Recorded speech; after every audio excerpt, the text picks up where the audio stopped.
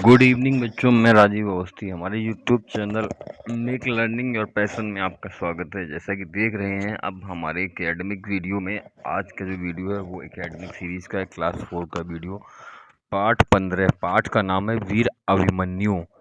जैसे कि आप सभी ने महाभारत की कहानी सुनी होगी, बहुत से बच्चों ने सुनी होगी, तो वो जानते हैं अभिमन्यु महाभारत में एक पात्र है। एक अब अर्जुन का एक पुत्र है। यह बहुत ही वीर था और कम उम्र में ही वीर गति को प्राप्त हो गया। इसकी वीरता का चर्चा इस पाठ में किया गया है। तो वीडियो अच्छा लगे चैनल को लाइक और सब्सक्राइब अवश्य कीजिए। साथ ही अपनी संस्कृति को जानने के लिए महाभारत, रामायण, इस तरह की कहानियों को पढ़ना और भी सुनना भी चाहिए, और इनमें विभिन्न पात्रों के बारे में चर्चा भी करनी चाहिए। तो बने रहिए हमारे साथ, चैनल को लाइक और सब्सक्राइब करना मत भूलिए। बहुत बहुत धन्यवाद। आप जानते हैं कक्षा 4 की हिंदी की पुस्तक, इसका नाम है फुलवारी। फुलवारी का पाठ 4। पाठ 4 जो है वह क्या है, पाठ का नाम है वीर अभिमन्यु। और इस वीडियो में हम आपको पाठ के साथ साथ हमारी जो कार्य पुस्तिका दी गई है उसके अभ्यास भी आपको हल कराएंगे। तो बने रहिए हमारे साथ, चैनल को लाइक और सब्सक्राइब करना मत भूलिए। बहुत धन्यवाद। जैसे कि आप सभी जानते हैं, महाभारत में एक युद्ध हुआ था, जिसको महाभारत का युद्ध कौरवों एवं पांडवों के बीच हुआ था। पांडु के 5 पुत्र थे, युधिष्ठिर, भीम, अर्जुन, नकुल, सहदेव। और इधर दूसरी तरफ थे गांधारी, और जो अंधे थे धृतराष्ट्र, उनके 100 पुत्र, जिनमें बड़े पुत्र का नाम था दुर्योधन, दुशासन।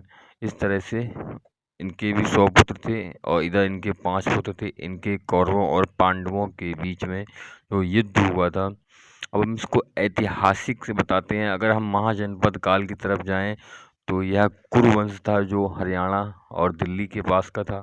और ये जो पांचाल जनपद के नाम से था कुरु जनपद और पांचाल जनपद।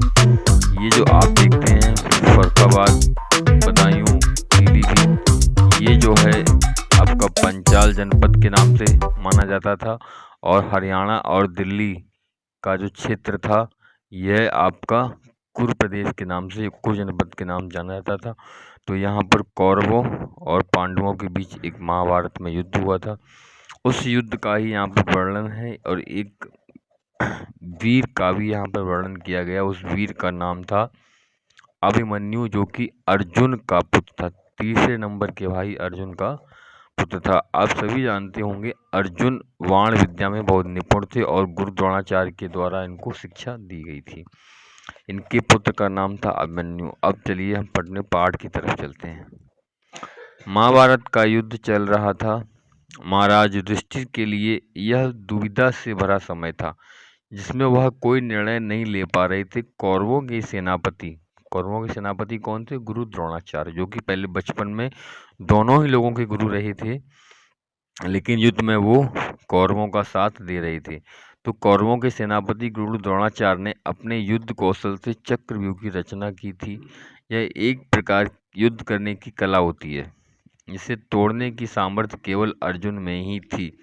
ऐसे में अभिमन्यु महाराज युधिष्ठिर के सामने पहुंचे और चरण स्पर्श कर पूछा, आप इस तरह सोच में क्यों डूबे हैं? तात श्री, अपने पिता के बड़े भाई को तात श्री कहा जाता है। तो युद्ध के क्या समाचार हैं? समाचार अच्छे नहीं हैं पुत्र, लेकिन तुम क्यों चिंता करते हो? हम लोग तो हैं ही। युधिष्ठिर ने कहा, मुझे भी बताइए ना। अभिमन्यु ने आग्रह किया। युधिष्ठिर बोले, अभी तक हम कौरव सेना पर लगातार विजय प्राप्त कर रहे थे। यह तो तुम जानते ही हो कि तुम्हारे पिताजी अर्जुन कौरव वीर समतप्त के युद्ध करते करते बहुत दूर निकल गए हैं। कौरव वीर संसप्तक से युद्ध करते करते बहुत दूर निकल गए हैं। ऐसे समय में हमें पराजित करने के लिए दुर्योधन ने गुरु द्रोणाचार्य से चक्रव्यूह की रचना कराई है, जिसे भेदना केवल अर्जुन को ही ज्ञात है। ये देखिए यहाँ पर आपको चित्र दिखाई दिया है, यहाँ पर अर्जुन नहीं है। ये जो 4 व्यक्ति जो बैठे हैं वो युधिष्ठिर, यहाँ पर गदाधर, भीम, नकुल और सहदेव। तो ये जो सामने योद्धा है यह अभिमन्यु है। चलिए आगे चल। इसमें चिंता की क्या बात है? अभिमन्यु ने पूछा। युधिष्ठिर ने चिंतित होते हुए कहा, तुम नहीं जानते हो पुत्र की चक्रव्यूह तोड़ना कितना कठिन है। व्यूह में 7 द्वार होते हैं और हर द्वार को तोड़ने की एक विशेष विधि होती है। हम में से तुम्हारे पिताश्री के अलावा और कोई भी चक्रव्यूह को भेदना नहीं जानता है। यदि हम कल चक्रव्यूह को भेदने में असफल रहे तो हमारी हार हो जाएगी। आप क्यों चिंता करते हैं तातश्री? मुझे युद्ध में जाने की आज्ञा दें, मैं चक्रव्यूह तोड़ दूंगा। अभिमन्यु ने दृढ़ता के साथ उत्तर दिया। युधिष्ठिर के लिए यह उत्तर अप्रत्याशित था। उन्होंने आश्चर्य से पूछा, तुमने चक्रव्यूह भेदने की विद्या कब सीखी? तात श्री, एक बार पिताजी ने माँ को चक्रव्यूह तोड़ने का वर्णन किया था। उस समय मैं माँ के गर्भ में था और यह वर्णन सुनकर मैंने यह विद्या सीख ली।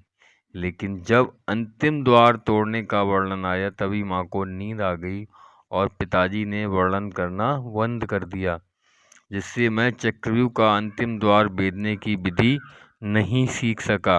अभिमन्यु ने उत्तर दिया, चक्रव्यूह के अंतिम द्वार को तो मैं अपनी गदा से ही तोड़ दूंगा। भीम ने गदा घुमाते हुए गरज कर कहा। अब युधिष्ठिर के सामने धर्म संकट था। बालक अभिमन्यु की यह युद्ध में कैसे जाने दें? अभिमन्यु ने उन्हें असमंजस में देखकर आश्वस्त किया। तात श्री, जब शत्रु तलकार रहा हो तो हाथ पर हाथ रखकर बैठे रहना उचित नहीं है, कायरता है। मैं वीर पुत्र हूँ, मेरा कर्तव्य यही कहता है कि शत्रु की चुनौती का मुकाबला डटकर किया जाए। अभिमन्यु का आत्मविश्वास देखकर युधिष्ठिर ने अभिमन्यु को युद्ध में जाने की आज्ञा दे दी। युद्ध का उद्घोष हो गया था। प्रत्येक द्वार की रक्षा में एक महारथी था। चक्रव्यूह के प्रथम द्वार पर गुरु द्रोणाचार्य खड़े थे। अभिमन्यु ने उनके चरणों में बाण छोड़कर प्रणाम किया। द्रोणाचार्य अभिमन्यु को देखकर समझ गए कि पांडवों को हराना आज आसान नहीं होगा। सामने कौरव सेना का रचा चक्रव्यूह था। उधर अभिमन्यु थे, उनके पीछे भीम और दूसरे पांडव वीर थे। अभिमन्यु ने बाणों की बौछार करते हुए चक्रव्यूह का पहला द्वार तोड़ दिया। कौरव सेना के लिए वह चौंकाने वाला हमला था। भीम ने द्रोणाचार्य के रथ को उठाकर घोड़ों समेत आकाश में फेंक दिया। अगला,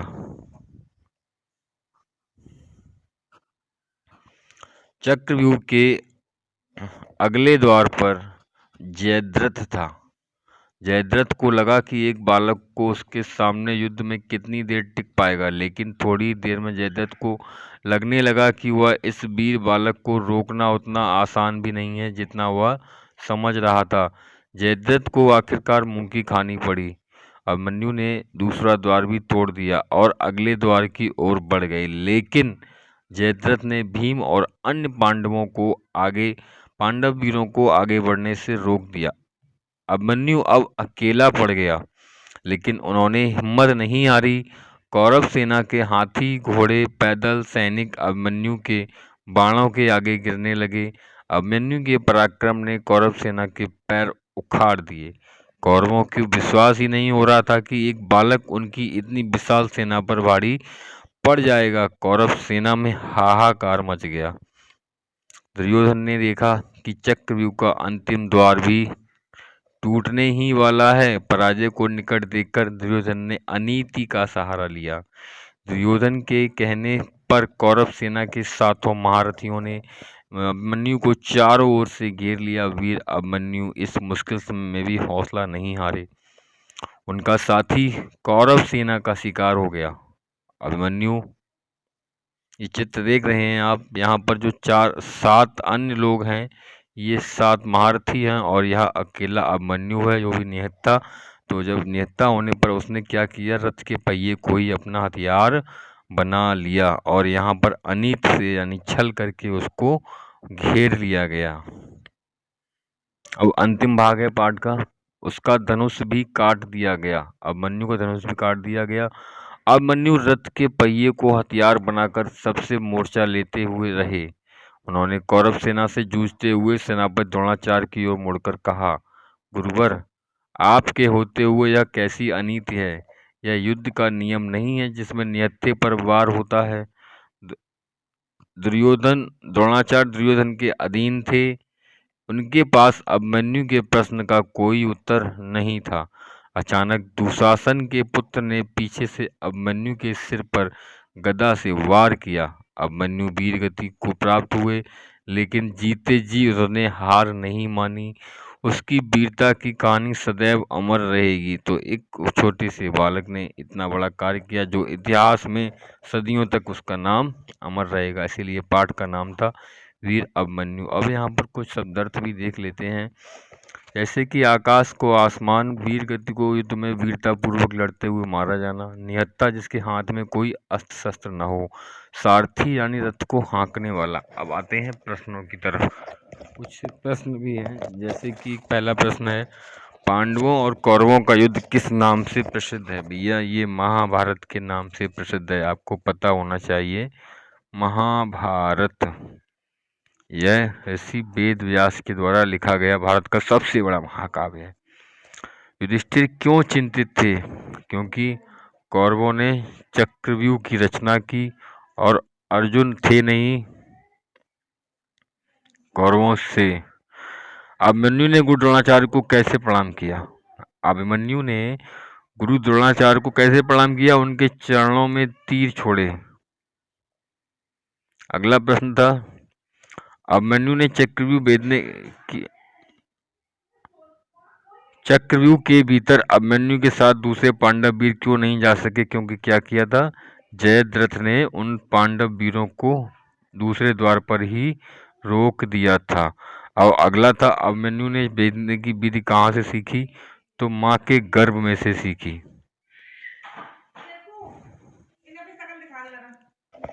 आप इस तरह सोच में क्यों डूबे हैं, तात से युद्ध के क्या समाचार हैं। किसने पूछा था, ये अभिमन्यु ने पूछा था।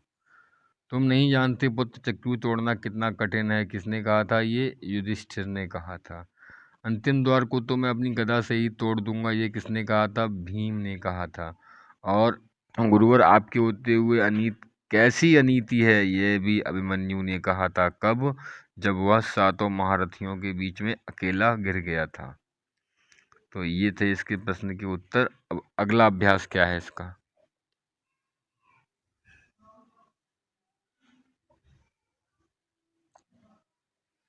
सोच विचार बताइए। भाषा के रंग, नीचे लिखे मुहावरों को अपने वाक्यों में प्रयोग करिए। बाणों की बौछार करना, बाणों की बौछार किसने की, अभिमन्यु ने कौरव सेना पर बाणों की बौछार कर दी। कौरव सेना में खलबली मच गई, खलबली मचना, सिर नीचा होना, ये सब मुहावरे हैं। और खुशी का ठिकाना रहना, युद्ध में विजय पाने पर लोगों की खुशी का ठिकाना नहीं रहता था। कठिन शब्द, समानार्थी, कठिन, आकाश, युद्ध, शत्रु, अलावा, धरती, आज्ञा, प्रण, बाण, जीव, नींद, कहानी। अंत में आते हैं समास विग्रह। जैसे कि आपने देखा है वीर का पुत्र, ये समास विग्रह, इसको नाम होता है वीर पुत्र। राजा का पुत्र राजपुत्र, वीरों की गति वीर गति, देवलोक देवताओं का लोक, राजा और रानी राजा रानी, रात और दिन रात दिन, राम और लक्ष्मण राम लक्ष्मण। ये समास सविग्रह अलग अलग करके लिखा गया तो सविग्रह, और मिला के लिख दिया तो समासिक पद। इसी तरह से कुछ अन्य पद भी हैं, जैसे कि ग्रह का स्वामी, तो यहाँ पर आप किस तरह से इसको लिखेंगे, ग्रह स्वामी। और दूसरा है राष्ट्र का ध्वज, तो राष्ट्र ध्वज। तीसरा है वन में वास, तो वनवास। इस तरह से इन शब्दों को आपको पूरा करना है। चलिए अब हम चलते हैं कार्य पुस्तिका की ओर। ये है हमारी कार्य पुस्तिका, और कार्य पुस्तिका शब्द का अर्थ लिखिए। जैसे आकाश का अर्थ होता है आसमान, दूसरा शब्द है तुम्हारा वीर गति, मृत्यु होती है वीरों की मृत्यु। अगला है नियत्ता, खाली हाथ, जिसके पास अस्त्र शस्त्र कुछ ना हो। और तीसरा अंतिम बार शब्द था सारथी, जो रथ को चलाने वाला होता है उसको कहते हैं सारथी। अब आते हैं प्रश्नों के उत्तर। देखिए, महाभारत का युद्ध किन किन के बीच हुआ? महाभारत का युद्ध कौरवों और पांडवों के बीच हुआ। अगला है कौरवों के सेनापति का क्या नाम था? तो कौरवों के सेनापति का नाम गुरु द्रोणाचार्य था। अभिमन्यु ने चक्रव्यूह भेदने की विद्या कब सीखी थी? अभिमन्यु ने चक्रव्यूह भेदने की विद्या माँ के गर्भ में सीखी थी, जब माँ के गर्भ में था। अगला है चक्रव्यूह के प्रथम द्वार पर कौन खड़ा था? तो चक्रव्यूह के प्रथम द्वार पर गुरु द्रोणाचार्य ही खड़े थे, जिनका रथ भीम ने उठाकर घोड़ों समेत आसमान में फेंक दिया था। अब देखिए मुहावरे, इनके वाक्य प्रयोग करना है। मुंह की खानी पड़ी। देखिए, कौरवों को महाभारत के युद्ध में मुंह की खानी पड़ी। नगलता हाहाकार मच गया। जब अभिमन्यु ने बाण वर्षा की तो कौरवों की सेना में हाहाकार मच गया। डटकर मुकाबला करना, अभिमन्यु ने सातों महारथियों से भी डटकर के मुकाबला किया। अंतिम जो था शिकार होना, अभिमन्यु कौरवों की अनीति का शिकार हो गया। किसका शिकार हो गया? अनीति का। तो ये था आपका कार्य पुस्तिका। कार्य पुस्तिका में अगला प्रश्न, नीचे दिए गए शब्दों के पर्यायवाची शब्द लिखिए। जैसे कि लिखा है आसमान, आकाश, तो आकाश का शब्द है आसमान, युद्ध का लड़ाई, और शत्रु का दुश्मन या बैरी, धरती का भूमि, और बाण का तीर या शर, कुछ भी आप लिख सकते हैं। ये आपका हो गया पर्यायवाची शब्द। अगला जो है, सही वाक्य के सामने सही और गलत के सामने गलत का चिन्ह लगाइए। पांडवों में युधिष्ठिर सबसे बड़े थे, सही। दुर्योधन ने द्रोणाचार्य से चक्रव्यूह की रचना करवाई, बिल्कुल ठीक। चक्रव्यूह के प्रथम द्वार पर दुर्योधन खड़े थे, गलत। प्रथम द्वार पर कौन थे? खुद द्रोणाचार्य जी थे। द्रोणाचार्य ने रथ को घोड़ों समेत आकाश में फेंक दिया, अर्जुन ने नहीं फेंका भैया, भीम ने फेंका, तो ये गलत है वाक्य। और अंत में दुशासन के पुत्र ने अभिमन्यु के सिर पे गदा से वार किया पीछे से, ये सही है। तो ये थे इनके। अब बात आती है अभिमन्यु से जुड़े रोचक प्रसंगों को लिखिए। देखिए, अभिमन्यु क्या था? अभिमन्यु बहुत वीर था, निडर था, साहसी था, और जब कोई युद्ध में ललकारे और उसके विपक्ष वाले युद्ध में ललकारे तो वह कायर नहीं था। इसलिए वह पिता से तात श्री से आज्ञा मांगने लगा कि मैं जाकर के युद्ध करूंगा। जब उन्होंने कहा कि आप युद्ध कैसे कर सकते हो, तो उसने कहा मैंने यह विद्या अपनी माँ के गर्भ में रह करके सीखी थी। पिताजी ने एक बार माँ से चक्रव्यूह तोड़ने की विद्या का वर्णन किया था, और जब अंतिम द्वार की बारी आई थी तो वह माँ सो गई थी और पिता ने वर्णन रोक दिया था। अंत में उसने रथ के पहिए को हथियार बना लिया। तो ये था रोचक प्रसंग अभिमन्यु के बारे में। यहाँ दिया गया है कि अभिमन्यु के बारे में विशेषताएं बताइए। देखिए, वीर था, आज्ञाकारी था, साहसी था, निडर था, योद्धा था और महारथी था। तो ये थे अभिमन्यु के गुण। तो वीडियो अच्छा लगे चैनल को लाइक और सब्सक्राइब करना मत भूलिए। बहुत बहुत धन्यवाद। Thank you so much.